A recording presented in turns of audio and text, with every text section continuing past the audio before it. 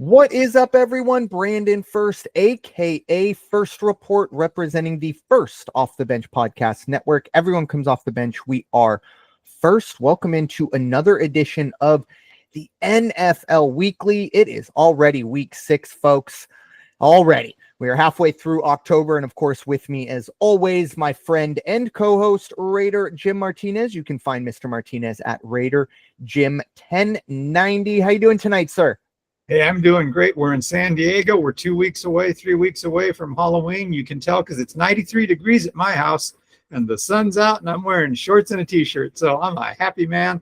I just read up on some college basketball. We're getting close to there. Gonzaga had their wacky weekend startup thing that they do every year. That took place this past Friday. We got the Breeders' Cup coming to the Del Mar racetrack in a couple weeks. Wow, it's a great time to follow sports in San Diego. Amen. You know, it's funny. I have coworkers. Obviously, the Breeders' Cup will be, I believe it's the 1st of November. That's correct. And so, you know, I put in for the day off, the 1st of November, Friday. Everyone, oh, you must be a big fan of Halloween, or oh, you're going to tear. Or, you know, I'm like, actually, like, I didn't have the heart to tell them. It's like, no, I'm just going to wake up at 10:30 in the morning and bet on horse races. But yeah, I was like, yeah, sure. I'm a cool guy. I have a social life. Yeah, sure. I'm going to be a big Halloween guy. So, yeah, I cannot wait. Obviously, Halloween. We'll see how that goes. But yeah, the Breeders' Cup, if you are a fan of horse racing, if you're a fan of anything in San Diego, definitely something to check out if you have the means to do it. But do not roll up with your Diamond Club card thinking you're going to get general admission for $6. No free hot dogs at this Yeah, point. no free hot dogs, no half-price beers. This is the Breeders' Cup. Bring your wallet, but that will be for next week, and obviously later down the road for the original call to post, which will resume, of course, next week. But tonight we are going to dive into, as I said, week 6 of the NFL. You know, we are essentially, you know, pretty much most of these teams are going to hit the 33% or that third of your season at some point this weekend. You can still somewhat say it's early, but for certain teams, it is probably already done. And unfortunately, for some quarterbacks and notably coach Robert Salah has been sent packing by the New York Jets. Very, very surprising, I would say. Obviously, a less than ideal effort in London. You know, I mean, I didn't expect them to win the game, but obviously Woody Johnson and that staff or in that front office staff have, you know, decided that it's time to make a move. It's going to be interesting how that affects the Jets. Other kind of big news, little shakeup. The big one is Drake May finally make his debut. I think he was the 3rd overall pick. All the other rookies, at least the first round rookies, have not only started, but, you know, got plenty of experience under their belt. Drake May will make his debut. He has come in, I think, in some kind of mop-up duty, so it won't be his first pass when he slings it, but it will be his first start. And I know, of course, Raider Jim is going to be looking forward to what Aiden O'Connell has to offer for his Raiders. And then finally, the other one that I did see, this is, I believe, because of injury, but you are going to see Spencer Rattler. He is going to be throwing the ball. Another rookie out of South Carolina. He's going to be taking over for Derek Carr. I think we're going to have 2 or 3 weeks without Derek Carr. He got a little banged up against Kansas City on Monday night. But Raider Jim, what are your thoughts? Really might have been more chaotic during the week than the past weekend, but your thoughts on the NFL through 5 weeks? Yeah, I'll tell you what, game of the weekend for me was watching, and I half serious about that, but what the Cardinals did to the 49ers. And watching the 49ers, who have a decent defense, but the way that they just melted down on that game against the Cardinals, and the Cardinals, wow, they really put it to them, and that does something to the standings here. Let me pull that up real quick. I mean, now they got some work to do in the Bay Area. Let me tell you, they are. See, Seahawks, Cardinals, 49ers, Cardinals at 2-3, 49ers at 2-3, Seahawks are at 3-2 right now. 49ers doing themselves no favor. The strong suit to their game and to the Seahawks, who are playing each other, is inconsistency, both of them. So it should be a real interesting matchup tonight on Thursday Night Football. And we won't be talking really about that because we're recording right now. But that was that. As far as Robert Salah goes, it was just never meant to be for the guy. And it doesn't matter how well you like him or his approach to the players and his locker room leadership, et cetera, et cetera. Think about it. He starts off, Aaron Rodgers gets hurt. They got to put together an offense that did nothing really for them last year. They had a couple good games, but they didn't, they were never playoff contenders. This year, same thing. So they've put in Jeff Ulbrich now, who is the defensive coordinator. Now they've got the number 7 defense in the NFL right now, which is pretty good. And you might as well keep it, put your D coordinator in there because we all know who's running the offense. And it's nobody in a polo shirt. It's the gray-haired guy with the helmet that still thinks he's going to go out there and playing on Lambeau Field. So whether they want to say it or not, or whether he wants to admit it or not, he's pulling a lot of the strings, Aaron Rodgers is. And I don't think this is going to do much different to change what happens for the Jets the rest of this year. Salah, too, I understand they escorted him out after they fired him. They made this big dramatic thing, this big soap opera. And I will tell you, if you haven't heard or you haven't read the statement he made after he was let go, it's worth reading because you talk about a class act, and that right there is going to keep him in the NFL. That right there is going to get him a good, maybe not a head coach position, but this guy is going to be up in the booth. He's going to be a coordinator for some team. And guess what? He's going to end up with the Super Bowl ring somewhere along the way. And best of luck to him. When it comes right down to it, somebody's got to fall on the sword because that's what you're paid to do. His record was 20-36. That's not good for the fan base, the organization. It's just not a good look overall. So, but again, I have nothing against the guy. I got a lot of respect for him, and I hope he continues to do well. Drake May going to be starting for the Patriots, as you said. I think he was 3rd overall pick this year in the draft. And you talk about doing no favors. Patriots, after 5 weeks, have had 5 different offensive line schemes. So it's not like that they're doing any favors by putting this kid back there. And then they're going to play Houston, who's got one of the top defenses, and they are just going to come after this guy, and it's not going to be fun. So good luck to him in his start in the end. The old, what's that say? Welcome to the NFL. Yeah, he's going to get a lot of that when he's under center. Derek Carr and the Saints. I was watching that Monday night game. I saw Carr go down. I was like, well, it can't be his back. I don't think he hit hard enough to do a shoulder or a rib. And, I've been beat up. And I said, don't tell me he's strained an oblique. Sure enough, he's strained an oblique. And now he's week to week. Spencer Rattler.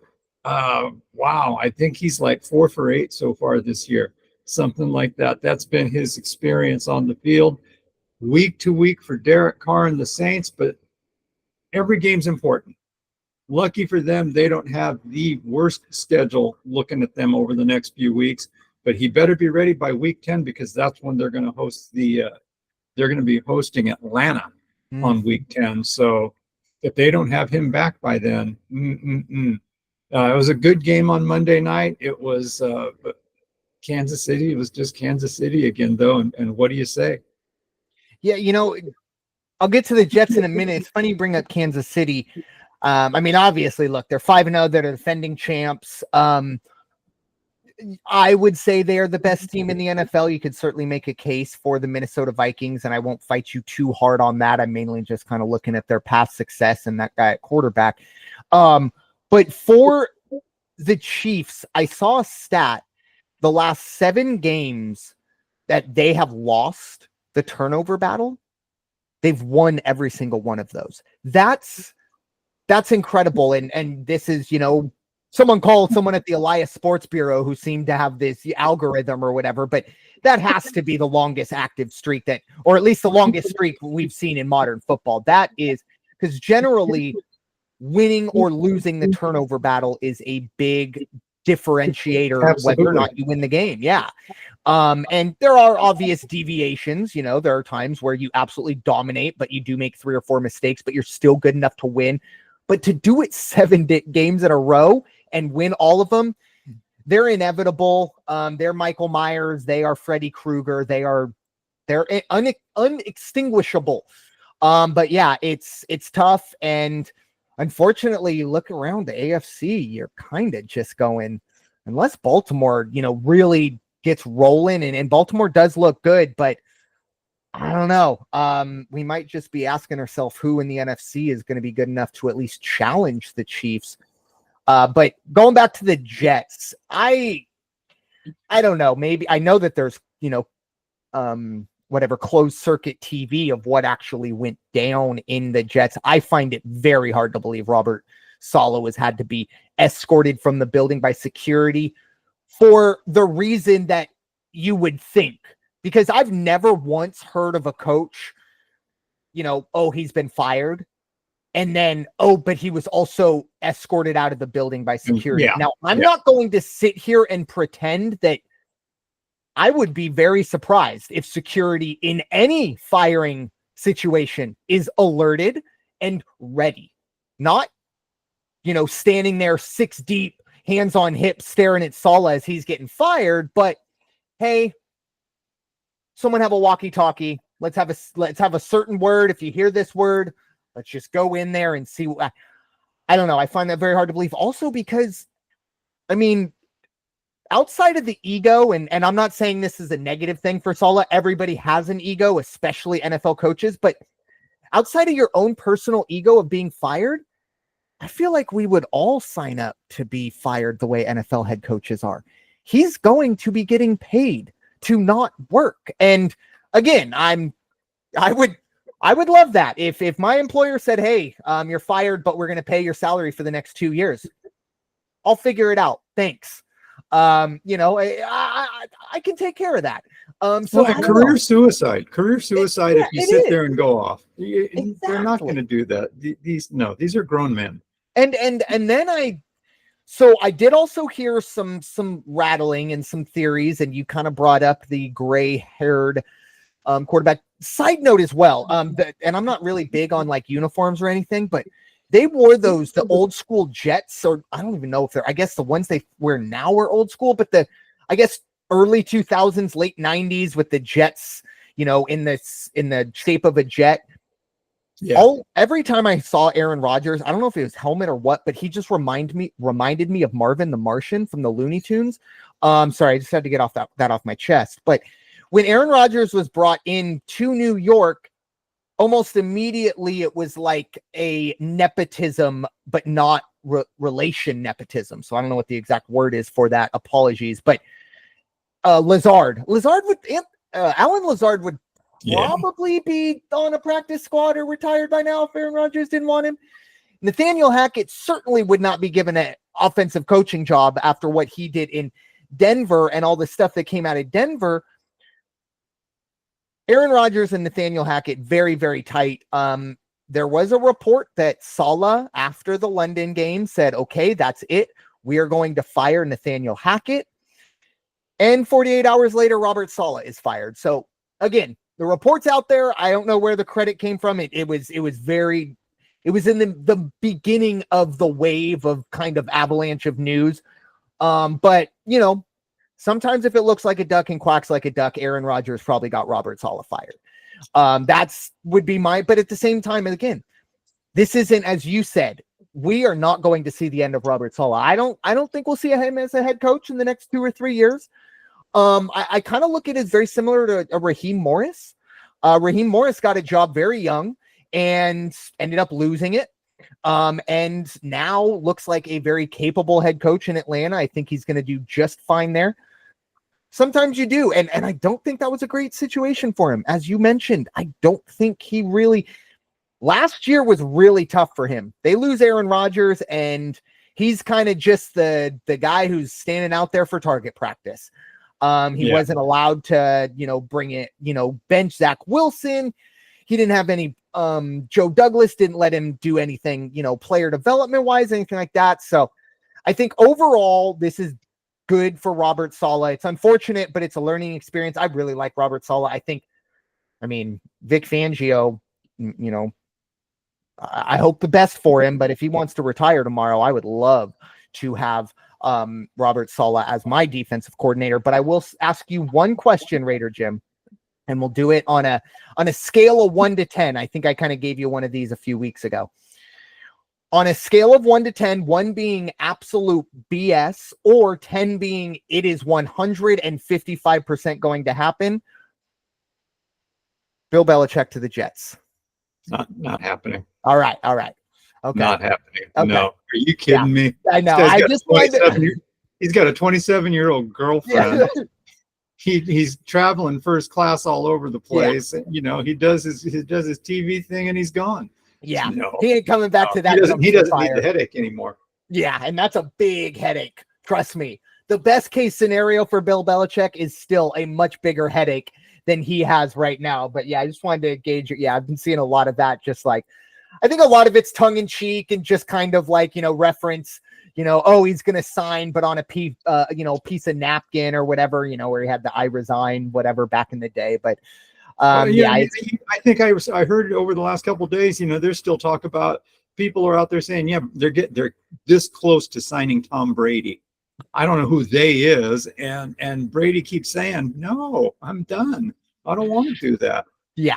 Especially with somebody who's gotten a taste of the media life. Like, it's not easy what they do, but it's a hell of a lot easier than what they were doing every week. And getting your bell rung every 60 and not minutes. only that, I mean, the 5 days that we're just sitting around waiting for football, those guys are, putting in a lot of work.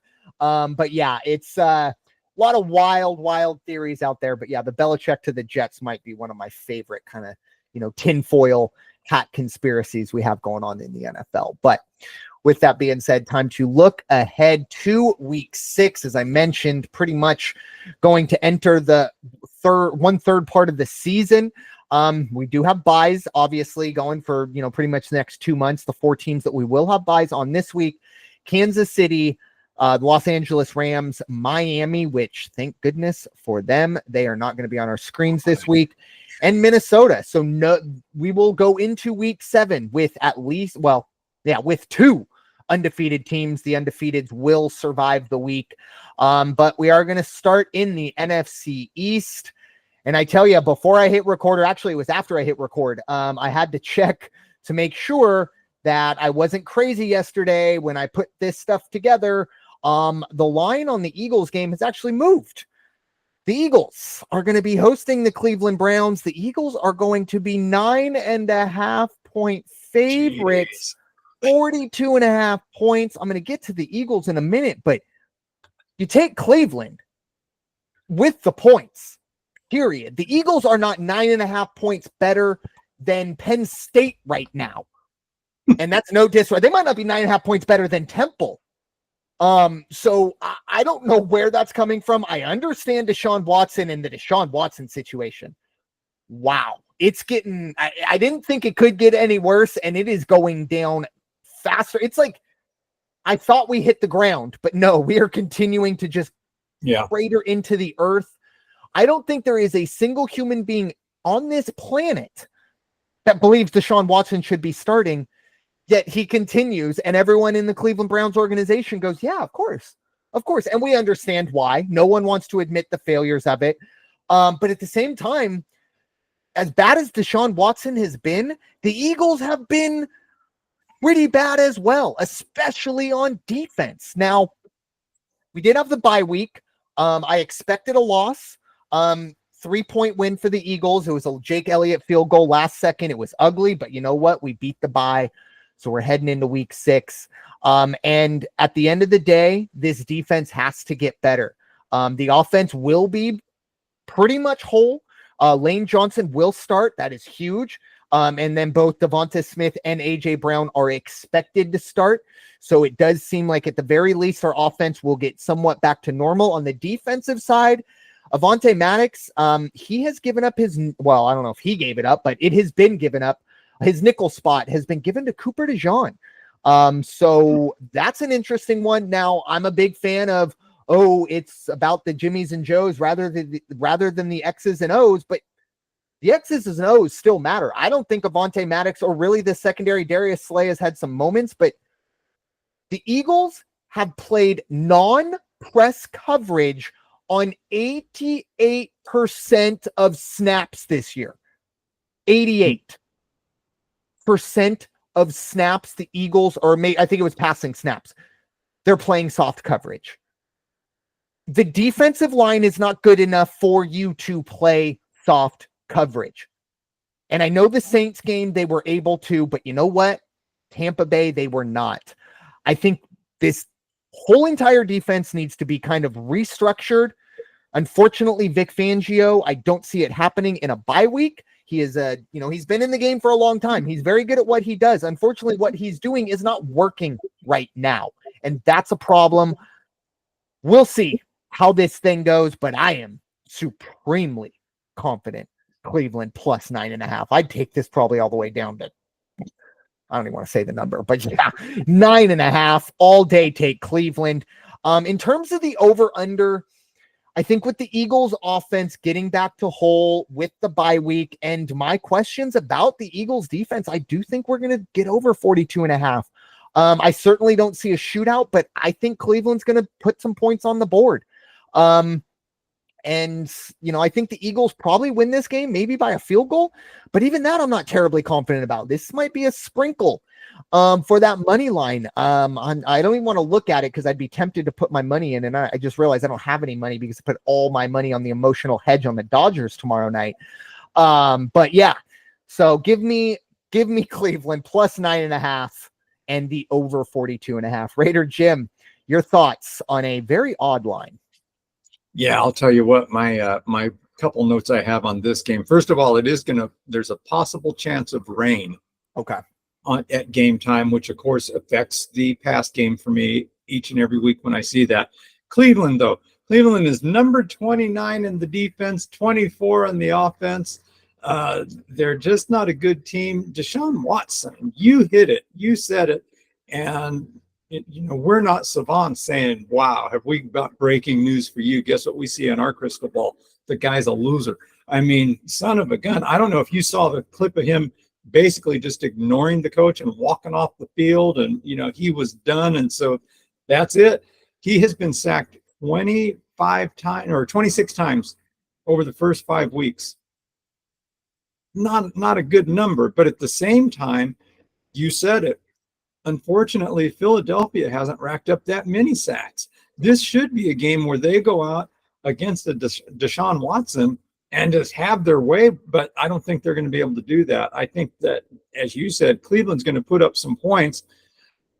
42, yeah, you should see a 27-24 game, something like that. Even with the rain, I think it can be done. Just depends on how tightly Watson's head is screwed on for the game and how long he keeps focused. With that said, I'm with you, and I'll even go one step further. I'll still take a half a point and go Cleveland plus 10, and I do think it will be over the 42.5. But, yeah, I mean, Philadelphia is lined up for the victory, and let's just hope, for your sake, I hope that they come out and finally just have a no-brainer. Halfway through the third quarter, everybody knows the game's over, and we just go through the motions. But that's not what we've seen from the Eagles this year, and it's too bad. And Cleveland is just a disaster. So we'll see how. I don't know if they've had their bye week or when. No, they haven't. So no, they couldn't have a bye week soon enough. Yeah, this is the Hindenburg versus the Titanic right now for a football game. And I don't generally like to use like very terribly disparaging stats just to kind of get a laugh. But Deshaun Watson is not someone I have any respect for, so whatever. I saw a stat that since he arrived in Cleveland, he has more settled sexual assault lawsuits than passing touchdowns. So there you go. That's the type of person and quarterback that we're going to be seeing on Sunday. But at the end of the day, look, the money is still green, and I'm not a fan of it. But yeah, Cleveland's probably going to cover, and this is, I think, an opportunity to make a little bit of money in that situation. So sticking in the the NFC East, we do have another. We got 3 AFC North versus NFC East matchups. This is the second one we'll be talking about. Cincinnati, they're heading to New York to face the Giants. And folks, this is your Sunday night football game. And before you get too mad, I did see something that the NFL tried to flex Washington and Baltimore into that game, and CBS used their veto. So if you're going to get mad at anyone, if you're going to get mad at anyone, get mad at CBS. But at the same time, can you blame them?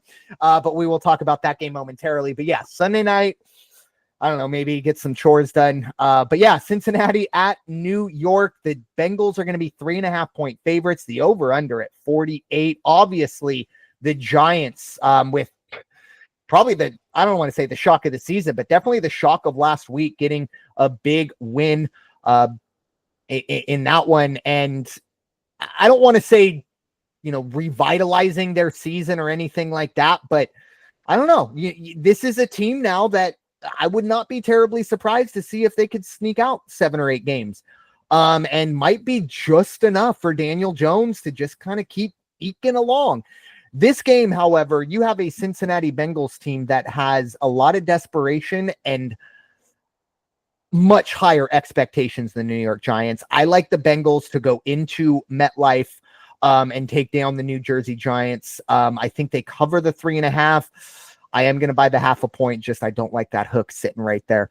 And 48 is the over under. I do like the under here. I don't know. If there's one strength of the Giants, they do have a very good defense, or at least an above average defense. They'll have moments.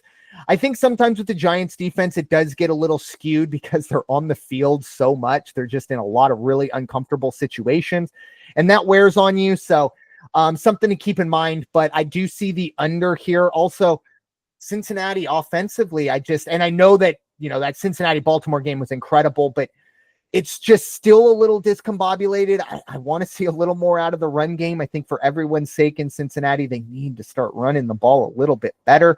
So we'll see how that goes. But I do like Cincinnati to cover. I'll buy a 0.5 point. Give me Cincinnati -3. And the under 48. Raider Jim, your thoughts? Yeah, 50% chance of showers. Okay. In New York or New Jersey or wherever they're playing. Giants, what do you say? If you would have seen this game on the schedule week 1, you wouldn't have said, and by the time we get there, Cincinnati's only going to have 1 win and the Giants are going to have twice as many wins. But that's what we're looking at right now. Cincinnati's still not impressing me, sitting at the very bottom of the AFC North. They are, they're 1-4. Yep. Ravens are 3-2. Steelers are 3-2. So they're actually tied with the Cleveland Browns. And that's, not good company you want to keep. Definitely not playoff caliber football that they're doing right now. Defense is not good. Offensive line is okay, but not top notch. Quite honestly, the Giants, I think there's that inconsistency, but they have their sparks. Even if it's just for a few seconds every game, every now and then they put together a play or a drive, or they get lucky running downhill and they don't trip over their own feet. I'm going to do the 0.5 point myself, but I think on this one, I'm going to take the Giants +4 to cover on this one at home. But like you, I think it's going to be under. I think the rain's going to give people problems if it really rains. And 50% chance it'll probably be at least a little damp out there some way or another. But yeah, Cincinnati, I mean, this has got to be such a letdown for that organization. They have Burrow's back, and where he and Mahomes were the wonder kids, just a few years back, and it's like, well, here they are. These two are just going to be going at it for how many years in a row? And old Patrick Mahomes is still just doing his thing, and Joe Burrow was trying to just put together a victory. And it's not on him. This is not all on him. No. I mean, he was injured last year. He can only play with the tool. He can only work with the tools he's given, and this is what he's got right now. So, but I still think the Giants are going to have a who knows? It might be the Sunday night football game of October. Yeah. The one thing I will say for Cincinnati, and you kind of hit it, the offense, while being a little, and I did say, I want a little more out of them. The only reason I want a little more out of them is because they need to put up 41 points a game. Their defense is atrocious. Yeah. I mean, it is the worst. I don't know statistically, but like the eye test, it's very college-esque. I watch a lot of college football, and it's a lot of big-time chunk plays, and it's like, oh, yeah, going 85 yards in 2 minutes. That sounds about right. That's very much Cincinnati's defensive philosophy. So keep that in mind. I just don't think the Giants offense will be able to fully take advantage of that as consistently as other teams have so far. But it's going to be interesting. I just think 48 a bit much for the Giants side of things. But sticking to this is going to be an NFC North versus NFC East matchup, a rematch of a very controversial game last year. I think it was the Dan Tipper not reporting eligible or whatever that was, but it is the Detroit Lions. They are heading to Jerry's World. They are going to be 3-point favorites on the road against the Cowboys. The over-under sits at 51.5. I tell you, if you would have told me 3 or 4 years ago that this would be the line and the Lions would be home or road favorites against the Cowboys, would be pretty crazy. But you definitely see it, especially the way that the Lions are playing. They haven't been overly impressive, but I also really like the way they're winning games. I think they're winning games the way Dan Campbell kind of played and coaches, kind of gritty and like I said, not the sexiest bit of football you'll ever see. But at the end of the day, more than likely, the Lions are going to have more points than the Cowboys. Now, the other part of this as well, the Cowboys do have kind of that mini bye. They did play last week. I think it was the Thursday night game, if I remember correctly. Correct. Okay, thank you. Yeah. So they had an extra, 3 or 4 days. I do like Dallas here. I'm going to buy half a point. It's just what I do. Plus 3.5. I could see possibly Detroit winning this game. Dallas is in a situation where they're looking around in their division and they're going, okay, there's a really good shot. The toughest opponent we'll have to deal with is Washington. I think that kind of lights a fire under them. Just kind of knowing the way the Eagles have gone, I think it makes it maybe a little easier, at least in their mind. Whether it is or not, that's a different story, but maybe in their mind. But this is a game also they got to win. They have not been good at home this year after, I think it was 16 straight home games, dating back to the past few years, regular season, because unfortunately we know what happens at home in the playoffs there. But the Cowboys in this one, I do like at plus 3.5. I think this offense is somehow, some way they are surviving with Ezekiel Elliott as their top dog at running back. Dalvin Cook. It's the quote unquote retirement home of the NFL on that backfield. But for the most part, it's not been great, but they're making do with what they've got. I think they do enough in this one to at the very least cover. Again, I would not be surprised to see a last-second field goal from Detroit, maybe to eke them ahead, but that will be just enough for my plus 3.5. I like the over here. I think two defenses that I think are going to be a little overmatched. I haven't seen a ton. Will Micah Parsons play? That's another bit of a question. More than likely, I think I've seen certain people saying yes, but it is a little difficult when we record on Thursday to really fully get a great idea of that. So I do like the over. I think we're going to see this. This is going to be a really fun game. I think we're going to see a lot of it. We're indoors, no weather. I know it's going to be really hot in Texas this weekend, but that should not matter in Jerry's World. But so yeah, plus 3.5 for Dallas and the over 51.5. Raider Jim, your thoughts? Detroit at Dallas. Yeah, things not looking well in the world of Jerry Jones. What can you say? I mean, they've won 2 in a row, which is a good thing because they were off to an abysmal start. But even at that, they are in second place right now to those Washington Commanders who are just, they don't know. They just go out and play football. But that'll be the next game we talk about. Now, here's the problem with Dallas. They have actually given up more points than they've scored, and that's what's going to bite them in the butt this week too, because Detroit can score. You said it. This is going to be, just good old shootout, I think, but I have a feeling Detroit is going to get them on the defensive side. Detroit, on the other hand, has done very well defensively. They've scored, I think, 40% more points than they've given up. They've only given up 80 after the 4 games, which, not the greatest average, but not a bad average. And I think they're going to go out and they're going to be able to throw the ball. They're going to be able to run the right defensive schemes against the Cowboys. Again, Cowboys defense is going to give up points, and that's what's going to be bad. It's going to be that double possession where back-to-back possessions where Detroit gets in the end zone 2 times and opens up a good, big enough cushion to where Dallas never is going to be able to recover and get back into it.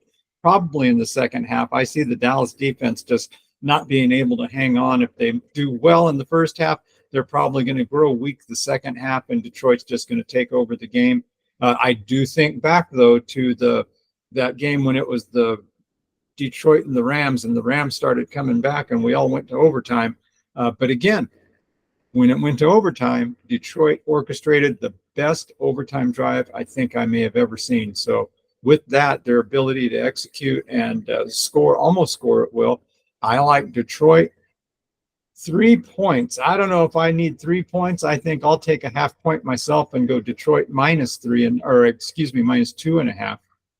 But I'm with you. This is going to go over for sure. Yeah, I do need to correct myself. Dallas played against Pittsburgh this past weekend. The reason that slipped by me, obviously a Padre fan, was watching the Padres do their thing, and there was a major weather delay. And I remember after the Padre game, it was like 8:30, and it's obviously Monday's the next day. You got work. I turn on the game, and I think it was 3-0 Pittsburgh. And I said, you know what? I think I'm just going to go to sleep. So Dallas ended up holding them off, but I do apologize. I got that one mixed up, but that was because of that weird kind of Sunday night marathon. I mean, it was the longest day of NFL football, I think, ever, because if you go all the way to the London start to essentially the end of the Pittsburgh Dallas game, but so yeah, apologies. Just want to clear that one up. So get rid of all the mini buy stuff. That was last week. But I still do think Dallas can at least cover here with that half point. But as we mentioned, it is possibly, at least maybe on paper, the game of the week, which is very surprising.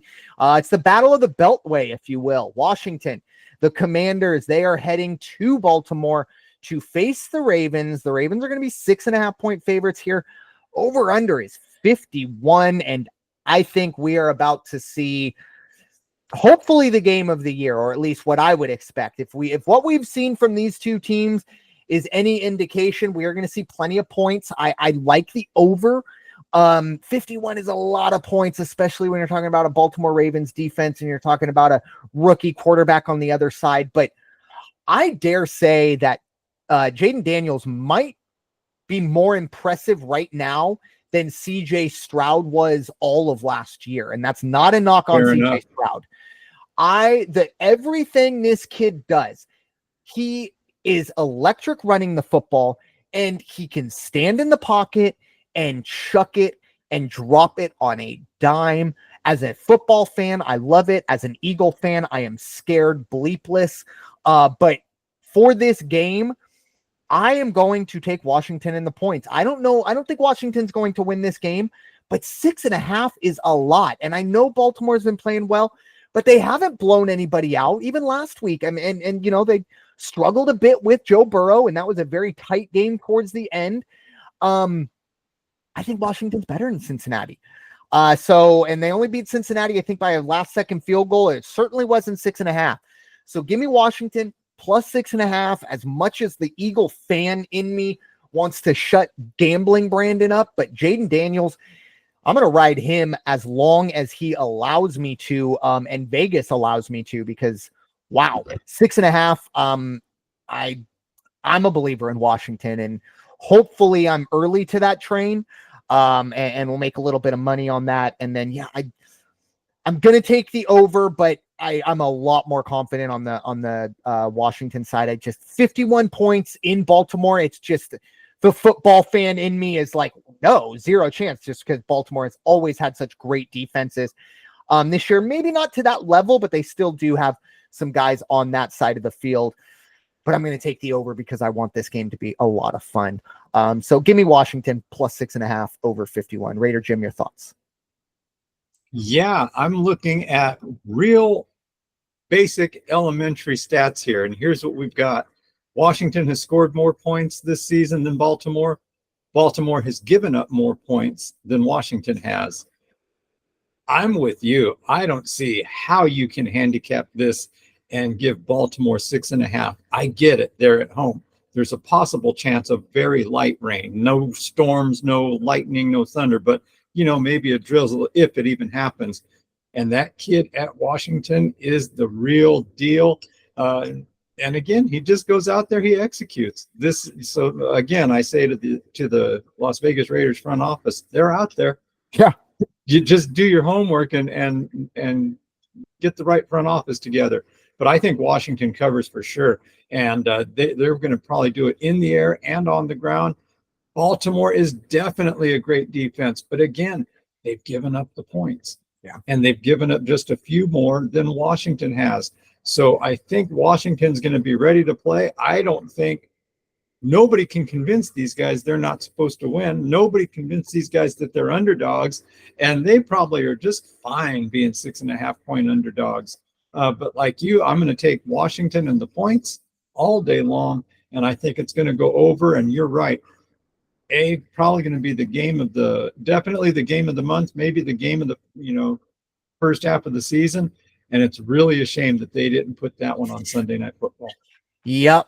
It will be a 125 start, so it won't be fully buried if you have to watch it through Red Zone or something like that. But yeah, a Sunday night that we could have got Jaden versus Lamar, but instead we get Joe versus Danny Dimes. So, those are the breaks sometimes. First world problems, people. And one final thought on Washington. I think the one thing that really was holding me back on fully believing in this team was their defense. I think their defense has gotten better. I don't know if that's just 2-3 week anomaly. I don't know, but it's movement I want to see in the right direction for a team like that. So it's going to be interesting on that side of it. Time to focus our attention on the AFC West side of things. And yeah, well, look, in the 70s, this game would be top of our list. Unfortunately, it is not, but it's going to be the Pittsburgh Steelers. They're going to be 3-point favorites as they head to the desert to face the Las Vegas Raiders. The over-under sits at 37, which will not be the lowest number we will be talking about. But no one gets their thoughts off about the Raiders before Raider Jim here on the network. Raider Jim, what you got? The Las Vegas Raiders, the den of dysfunction, as I like to call it these days. It's just terrible. I've been thinking about this because I will go back and forth with some of my Raider family on Twitter and Instagram. And it's dawned on me, and keep your eyes peeled onto my Twitter account or X account, whatever you want to call it. It was 2002. They won the AFC Championship. The Raiders. They went to the Super Bowl. They lost to Tampa Bay. We all know that story. Since then, they have had a dozen coaches. They have had more than a dozen quarterbacks. The average is they're changing coaches and quarterbacks every 24 months, every 2 seasons. You can't do that and be successful in the NFL. The other thing is, just because my dad was an auto mechanic, my dad could, blindfold him. He can take a car apart, put it back together. Me, not happening. You know why? I'm not an auto mechanic. Guess what? Mark Davis isn't a football guy. He's not Al. And some of the people they have in the front office aren't the real football guys you need in there. There's a reason they were successful under Al Davis. Al Davis, when he not only knew how to pick the right people, when he gave input, there was some credibility to it. Kind of like a Jerry Jones in a way. You could say that about a Jerry Jones too. So they just don't have the right chemistry in place still, but it's starting at the top. He's got to back off. He's got to get more hard-nosed. Don't be friends to people. Bring in the people that are going to get the jobs done. And if you want success, the Antonio Pierce thing, it's a great novelty. Not the answer. I can tell you already, it is not the answer. You've got, wide receivers that want to be traded. Max Crosby is still hustling out there, but even I'm getting the impression that he's getting a little tired of having to go out there and, put on the good face. And after a while, it's going to all start unraveling again, as if it hasn't already. Pittsburgh, on the other hand, they're fighting for their lives. They are right now, I think they are 3-2. sure I got that right. 3-2, tied for first with the Ravens. So the Ravens and the Steelers both playing to say who's going to stay at the top of the ladder in the AFC North. Well, it's going to be Pittsburgh. They're a 3-point favorite right now, and I think that they easily cover that. The Raiders have changed quarterbacks. They're going to bring in O'Connell. Big deal. It doesn't matter. You still don't have a running game. You still have a banged up defense. Now you're bringing in guys because, Max Crosby can't play. You got the other guy in there. He breaks his foot, so now he's out for the season. And Pittsburgh's got a good defense. Pittsburgh's going to rattle Aiden O'Connell. 37, give me a half a point, but I think it's going to go under for sure. But I think Pittsburgh is definitely going to walk away with the victory in this one. Yeah, my question is, we saw Robert Salah go for whether you like the reasons or not. I'm already wondering if Pierce finishes out the season. I think he will. Only because of the fact I think the Jets truly believe they have a Super Bowl winning team. Now, whether that's true or not, I don't think the Raiders, at least they wouldn't say this publicly, but I don't think anybody in that Raiders, front office is looking around going, oh my gosh, they're not happy with the start, but in the back of their mind, they had to expect it. I mean, I make a lot of jokes about Minshew Mania, and I appreciate you, Raider Jim, for wearing black to the Minshew Mania funeral podcast. That's the name of this podcast today, unofficially. I'm also a sucker for alliteration, so Den of Dysfunction. I'm going to use that whenever I'm not in your presence, and I will always credit that. But yeah, anyways, I think it's different, and I also do think Antonio Pierce, it might be a situation of instilling something in these guys. Now, I don't know if there's a lot of Antonio Pierce, what he can coach to an offensive lineman or a tight end. And that's not really what head coaches are about. It's about the culture and the management and stuff like that. But there's one thing you can say about Antonio Pierce is that everything that he wants, he knows he has to work for it, and he's going to put in the work for it. At the very least, I think 17 weeks of being around someone like that might not show up in the win-loss column, and it might cost him his job, but I do think there are going to be some kids and some guys on the practice squads or some rookies that we're not really, familiar with, or even if it is a Max Crosby or a Meyer or a Brock Bowers, who, goodness gracious, by the way, I think you hit one out of the park with Brock Bowers, though. All the negativity. I think Brock Bowers, wow, that kid, he's what Kyle Pitts wanted to be. Anyway, so just being around someone like that, hopefully you can instill some positive things in them. But yeah, I do feel like it is kind of, let's just run out the season. And I hate to keep banging that drum. And, you brought up Jaden Daniels and saying, look, this is what Washington had to really go all out to get in. And I think riding out with Antonio Pierce, it's not going to be great for Raider Nation this season. And it might only end up with 3 or 4 wins because, unfortunately, I don't think Aiden O'Connell is the answer. But now maybe you do put yourself in a position where you're picking 2nd or 3rd overall. You still got to get it right. But I think it's a little easier than having to kind of go through the secondary free agency market. In terms of this game, I don't quite know what to make of it, only because it's another one of these games where we're probably going to be seeing 65% of that place in yellow and black. A lot of terrible towels. So we'll call it a home game because it is in Vegas. I just think there's going to be a lot of noise when the Raiders are on offense. You know what I'm going to do at -3. I'm going to buy half a point. It's just a question of where it's going. I'm going to buy it down to 2.5. I think Pittsburgh wins this game. It's been a crazy season. I just don't think it's crazy enough for me to see a Pittsburgh team, especially that needs to win. This is a big game for Pittsburgh if they want to kind of keep their fight going for the AFC North, because I think the Ravens are going to start rolling, and I'm not giving up on the Bengals. So they're kind of right there in the middle of that. I think this is, apologies to Raider Nation, but I think when they look at the schedule, the Steelers look at the schedule, they say this is a winnable game and they need to win it to kind of get where they need to be. I think we see what we need to out of Mike Tomlin and company. And look, they're kings of winning ugly. I like Pittsburgh -2.5, the over under here. Goodness gracious. You really, really want me to go under 37. But I'm not. I'm going to go over. It's just because of kind of what I thought about last week with New England and Miami, and it didn't work.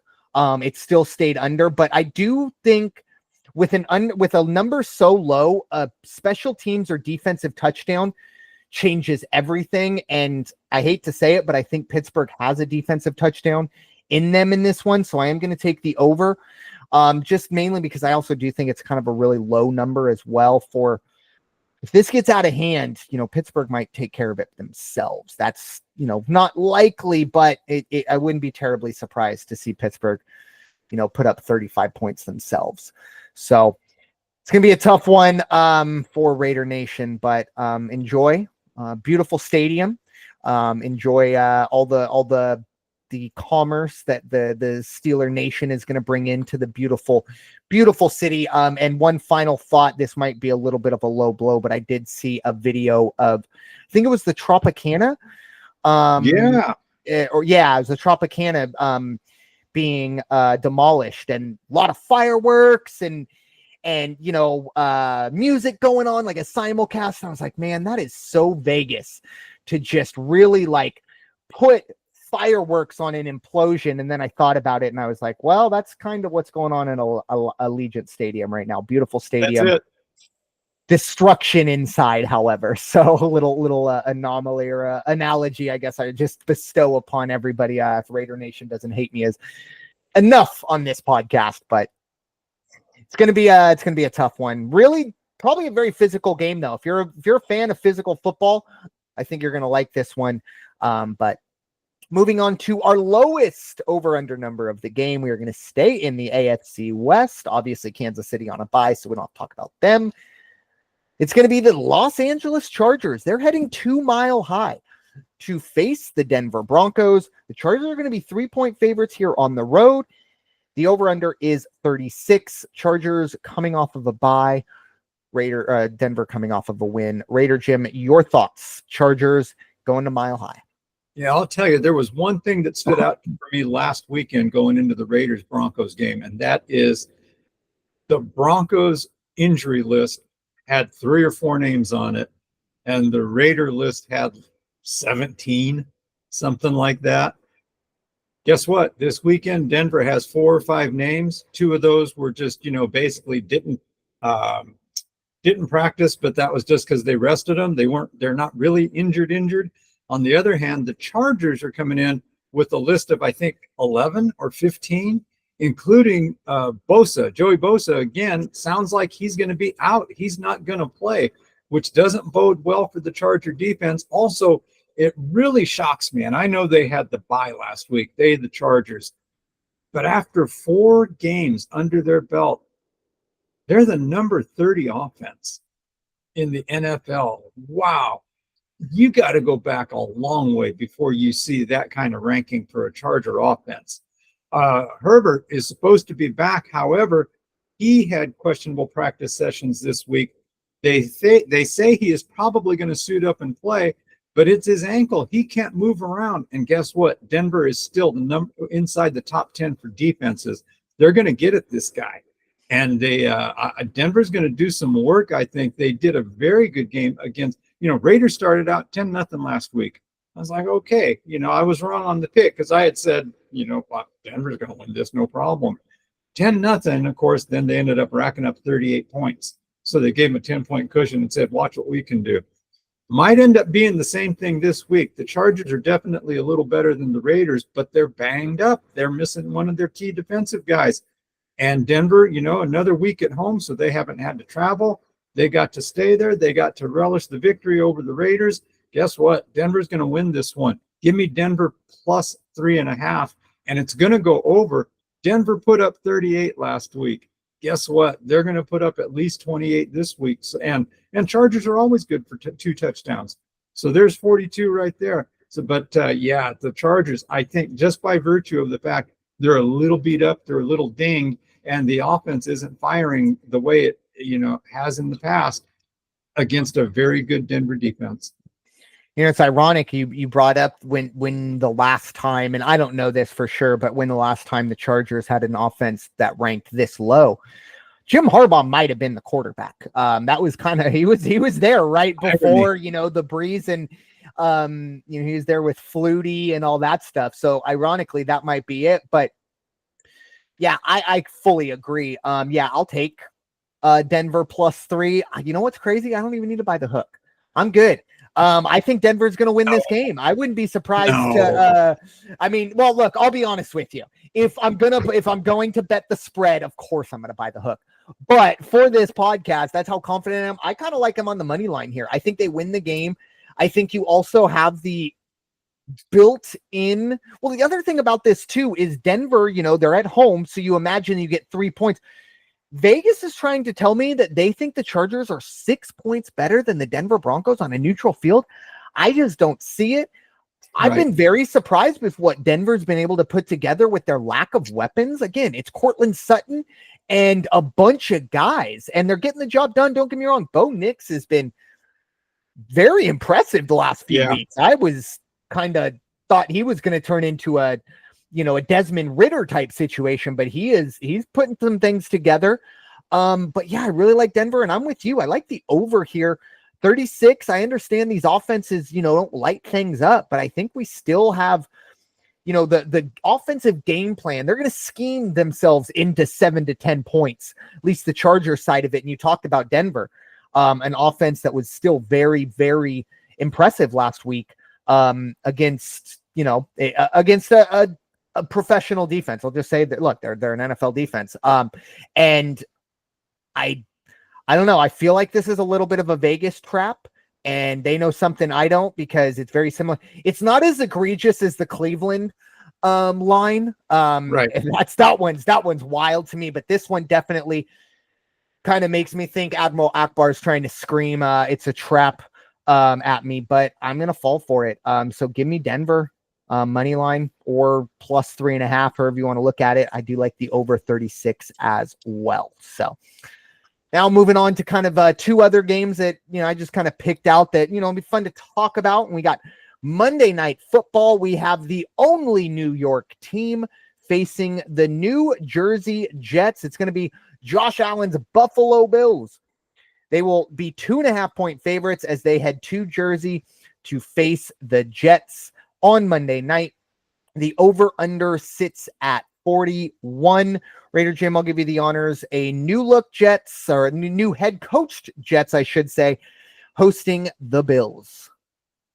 Buffalo hasn't been playing Buffalo football of late, and they're due to correct that, and I think they're going to correct it on Monday night. You've got the new-look Jets, and will it really be the new-look Jets? No, it's still going to be Aaron Rodgers under center, and probably going up and telling the coach what they should do and shouldn't do, and why'd you call that play, and it'll be everybody's fault but his. And Buffalo, I think Buffalo's just going to come out and want to make a statement, especially on under the lights of Monday Night Football. Allen he's probably going to have one of the best games he's had over the first 6 weeks of the season. Watch for them to really come out firing on all cylinders. The defense really going at Rodgers. I like Buffalo. I'll take the 2.5 all day long with Buffalo. I think they're going to win. And as far as the over-under, I think it'll even go over, because I can see Buffalo putting 35, even on a very good Jets defense. I know they're good, but I just see Buffalo putting together one of those offensive schemes where they're gonna be able to score. And 28 points probably. Yeah, Buffalo started out. They were looking like the most impressive team, just the way they were doing things. Taking care of business. Obviously, the last 2 weeks not been great for them, but I'm with you. I think this is a great get-right game for them. And look, a -2.5, that just screams Brandon. So, yeah, Buffalo -2.5. And I'm with you as well. I think we have the Jets defense is good. And, we do kind of joke about, Aaron Rodgers and all that stuff. They're still good for about 14, 20 points. I think Buffalo's good for at least 24 to 28. And I mean, a 28-20 makes everyone happy. That's an easy over on that side of it. The one thing I will say is I haven't checked the last few weeks, but Monday Night Footballs have been going under. That might just been an early anomaly, but something to keep in mind. However, I feel pretty confident, especially considering a huge divisional matchup. Both of these teams are going to look at it like must win, or at the very least, they're going to have a nice inside track on the AFC East, kind of with what's going on around their division right now, with New England and Miami. Miami might get back. I don't think New England's going to be a factor at all. So this is, I don't want to say an AFC East championship game because we have a lot to go, but a kind of part one, if you will, in telling the story of the AFC East in 2024. So very interesting. I'm looking again at the basic elementary stats here. Jets have not scored 100 points in 5 games. Wow, really? Buffalo has scored 142. Yeah, I was gonna say, they've been tearing it up. Wow, they're not even averaging. Wow, I think I might have just fallen in love with that Aaron Rodgers. Who did they play? Maybe it was the Patriot game. I think it was that Patriot game. Aaron Rodgers looked like he was like 28 again out there, and maybe that's just the sublimination of what's stuck in my head with him. So interesting. Thank you for that. But still do like the over, but I really do like Buffalo on that side of it. But final game we'll be talking about in depth. It is the Arizona Cardinals. They're heading to Green Bay to face the Jordan Love-led Green Bay Packers at Lambeau. Packers are going to be 5-point favorites, and the over-under sits at 48. Raider Jim, I'll give you the honors. Cardinals heading to Lambeau. This is going to be a good game. Now, very important to note, 72% chance of not rain, but showers. So a wet Lambeau field. What does that do to the passing attack for Arizona? Well, probably it's going to impact it a little bit. Arizona, after what they did last week against San Francisco, although the conditions were dry, they're not playing inside, they're playing at Lambeau, and that's going to be an impact there. 5 points seems like a lot for me on the line. Does Arizona win the game? I don't think they're going to be able to come out and beat Green Bay. Green Bay is playing solid, consistent football, running, passing, and on the defensive side of things. So I think Green Bay gets the victory, but give me 5.5 points. I think Arizona is going to cover. I'm not going to be surprised if Arizona wins, if they put together one of those aerial shows that they are able to put together. So if they can do that, stranger things have happened, but I just don't think it'll happen at Lambeau, but I think they will definitely cover. The over-under, I don't care if it's raining or not, I think we're going to see points in this one, and I think definitely go over 48, or I'll give me a half point, over 47.5 on this one. I like that. At least on the over-under, I like 47.5. I like the over there as well. I very, very much could see this being a 28-24 game, going down to it, even 27-24 will still get us home. Myself personally, I bartended for 10 years. And I used to tell my other fellow bartenders, like, I'm a big fan of consistency. I would have customers come in, and they wouldn't be the easiest to deal with. And I'd be like, you know what, give them to me. If you're always going to be an a-hole to me, I know how to deal with you. If you're always going to be nice to me, I know how to deal with you. It's the people that are hot and cold that I struggle with, and bringing that back to the NFL, it's hard. Arizona is a very inconsistent team. We've seen this team just look incredible. And then we've seen this team kind of nosedive. There's everything in between. Green Bay, not so much. Green Bay hasn't looked nearly as impressive as Arizona at times this year, but they also haven't looked nearly as bad. I think Green Bay is in a position now where they're also chasing Minnesota, and they have to kind of assume that, look, we're going to have to get some help in order to win this division. But in the first case, they're going to need to win these games. Give me a half point. I like Green Bay minus 4.5 just to cover me for that, 27-22 kind of weird analytical nerds getting into the game, and it turns into a 5-point spread, and I get stuck with a push. So give me a half a point. But yeah, I also really like the over under of 47.5 as well. Take half points both sides. I just think this is an opportunity for Green Bay. They're, I don't want to say a desperate team, but they're also a team that knows if they really want to win the NFC North, this is a game they probably have to have. I don't think Minnesota is going 17-0, but I also don't think Minnesota is going to fully dive bomb. So Green Bay can't really rack up too many more losses. They have at least 2. So that's going to be something to keep an eye on. I think they get the job done. Arizona and that offense, very, very impressive. Marvin Harrison Jr., my goodness, he is really, really a good player once they get him the ball. But the defense leaves a little bit to be desired on my side. So yeah, let's ride with Green Bay, be in the home team. You talked about the showers. And ironically for Arizona, this is probably best case scenario. A dome team going to Green Bay, showers are probably the least of your worries when it comes to Lambeau and the frozen tundra. So they'll take their showers and hopefully get out with a win. I just don't see it happening, but we do have 5 other games that I at least just want to mention. We of course are sticking in London, or at least Jacksonville is about to do their back-to-back in London. So they will technically be the road team in this one. Jacksonville will face Chicago. The Bears are going to be 2-point favorites in that one. 48 is the over-under there. Houston on the road. And this is another one of those lines that 3 years ago you would have shown to somebody and been like, what has gone on? But Houston going to Foxborough as 7-point favorites. The over-under sits at 38. Big AFC South kind of maybe elimination game. Indy, they're heading to face Tennessee. That will be in Tennessee. The Titans are going to be 1-point favorites. It's essentially a pick 'em. And the over-under sits at 43.5. Tampa going to be home or road favorites, I should say. 3.5-point favorites to be exact at New Orleans. Of course, that's Spencer Rattler starting, and that's why the line has moved so much.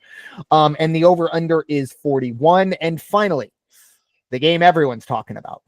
Atlanta, 6-point favorites at Carolina. 46.5 is the over-under. Raider Jim, any thoughts on those matchups? If it wasn't for their defense, I'd really like to say that Jacksonville is going to take care of business against Chicago, because they finally did pretty good last week. But their defense could be the weak link that keeps them, away from the victory. And when it's a 2-point spread, I'm just going to have to watch it and see what happens. On the other side of that, I think you're looking at a pretty good bet if you take Houston minus 6.5 against New England at New England with the rookie kid behind under center. And again, Houston's defense is going to be more than enough to keep them in. Not going to touch the over-under on that one, but I do think minus 6.5 on the road, they've got it. And then the other one, unfortunately, and I hope Coach doesn't hear this, but Tampa Bay minus 3.5 on the road against New Orleans. And New Orleans has another rookie under center. And Tampa Bay's got a pretty good defense that can bring the house when it has to, and definitely run the schemes that, Rattle might be the right name for this new quarterback, because I think he's going to get rattled back there. So minus 3.5, I think you've got that all day long. Mayfield has another good game, and watch for Tampa Bay to get back on track. Yeah, I like Jacksonville. I don't know why. It's a stinky bet. It's gross. You want to take a shower after you put it in and just don't even watch. You'll check it at halftime, and then you'll check it at the end of the game. But I like Jacksonville here. The familiarity of going to London. I mean, if any team is as familiar as it gets to how to perform, or at least how to prepare in London, it's going to be Jacksonville. Whether they've figured it out yet or not, that could be another question. But yeah, I would like Jacksonville money line on that side of it. And then the other game that kind of did jump out to me was Indy and Tennessee. Joe Flacco, my goodness. He's not going to win a Super Bowl. Yeah, and maybe he will go down as maybe, a Trent Dilfer plus as, a Super Bowl winning quarterback. But that man just, he shows up, he does what's asked of him, and darn nearly got the job done for this team last week. I don't know. I like Indy to go on the road. One final thought on the New England game. I don't really have a betting angle on it. Just 7 or 6.5. That's a lot for any road team, especially one going 2 time zones over, for me to fully get behind. But one kind of thought I've always kind of figured, if you could help it, it might be best for your rookie quarterback or, the person that you hope to be your franchise quarterback. If you can help it, maybe his debut is on the road. It's that kid goes out and struggles. There's going to be some frustration, and I don't know. I'm sure Drake May is a very, very mentally tough human, but it might be a little difficult. First time you get out there and, you're like trying to give yourself a little bit of grace, and you make a few mistakes and the boos start raining down, and you're looking up and you're seeing Brady in the rafters and all that stuff in the 6 Super Bowls. I don't know. Maybe starting Drake May on the road would have been this. Obviously, it's not like, fork in the road, like he's either going to be a franchise quarterback or not, whether he starts on the road or not. But maybe just a little bit of like less pressure to deal with. But it is what it is. But yeah, it's going to be a very interesting week. This is, there's really only 2 or 3 games that I look here on paper and go, oh man, those are can't miss.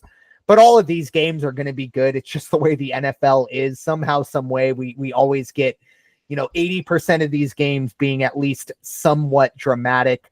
But Raider Jim, your final thoughts for this episode of the NFL Weekly?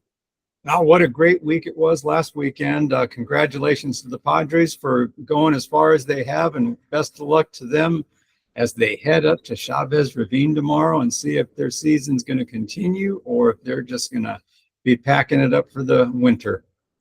Amen. Yes. Go Padres. And I know I did throw out that I did put emotional hedge on the Dodgers. And yes, I did. And you know what? That's how I cope. That's how I deal with things. Okay. But my final thoughts, I have 2. I'm going to start kind of somberly, obviously, what's going on in the Southeast, in Florida. And of course, what's still going on in parts of North Carolina. Hopefully everybody stays safe. And, property damage is one thing, but just, look out for your fellow human. And if you're able, please do make sure if you're able to donate to a charity that is bona fide. And, like I always tell people, do your research, make sure that this, your money gets into the right hands. There's a lot of scammers out there, but if you're able, please do think about helping that recovery effort. But on the other side, I'm going to have a little bit of, positivity. Obviously, we do talk NFL here. We don't talk college. I want to give some love to a certain Boise State running back because we are quite possibly witnessing a Barry Sanders-esque type season. And I know for certain people, they're rolling their eyes at me right now. And we got a long way to go before we're in Barry Sanders territory. But he's on pace. And that he is Ashton Jaunty, playing there for Boise State. This kid's only a sophomore. He's not even draft eligible this year. He's going to have to go back to school next year. I don't think it will be at Boise. You want to talk about an NIL deal? Holy cow. But this is a kid 5 games into the season. He's only played like 10 quarters, and he already has 1,000 yards. If you look at the Mountain West rushing records, or I'm sorry, not records, rushing leaders, and I understand the Mountain West isn't a Power 5 school, or Power 4 now. But it's Ashton Jaunty with 1,051. The second highest rusher would be Ashton Jaunty after contact in the Mountain West. He is having a season that we might not ever see again. And part of it is that he does play in the Mountain West, but I did just want to give him some love. If you got an opportunity, they don't play on the easiest cable networks to find, but if you do find yourself around and you see Boise State playing, make sure you stop and just check out Ashton Jaunty. And like I said, he's still 2 years away from him being a factor on this podcast, but I wanted to give him some love going forward. We could possibly see a non-Power 4 player win the Heisman. So again, keep your eye on that. Big weekend of college football coming up. But with that being said, thank you all so much for listening to this episode of the NFL Weekly, presented by the First Off the Bench Podcast Network. Everyone comes off the bench. We are first. It is time for you all to go wash your hands and stop hating everybody. We'll talk to you all very soon. Take care.